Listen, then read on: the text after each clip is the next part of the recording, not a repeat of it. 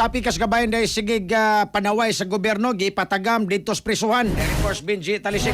XFM Police Report. Police Report.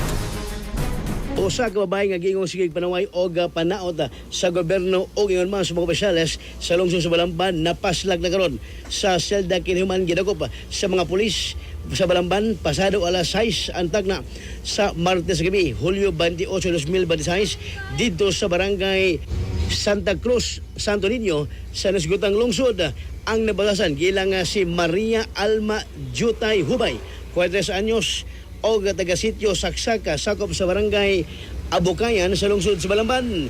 Si Police Major Ayan Makatangay, ang hepe sa Balamban Police Station, uban sa iyang mga sakop, girumbo ang nimutangan ni Hubay, human na matutulan ang nimutangan ini. Bit-bit ang warrant of arrest nga giluwatan ni Honorable Judge Jerome Jinsaya Abarca, President Judge sa RTC 7 Judicial Region, Toledo City, Cebu. Si Hubay gipasagaan og kaso sa usa ka ubang opisyal sa lungsod sa Balamban nga matupag gipagawan ni Hubay nga alang sa gihante pagpagawaw kani nga tulasab kaniya.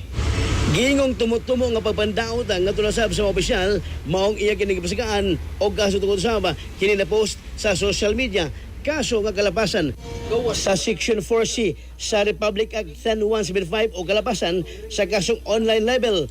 Ang katubang nga kaso sa maong tinapan kisa doon piyasa nga 48,000 pesos alang sa iyang kagawasan. Mato ni Police Corporal Gleserio Brigula Jr., investigador sa Balamban Police Station nga kini maong tinakpan. Kini sa ilang yudahan nga usa ka opisyales sa lungsod ang misangat og kaso o reklamo nga tulasab sa korte batok na kang Hubay. Gingong daghan og kontra kini maong dinakpan.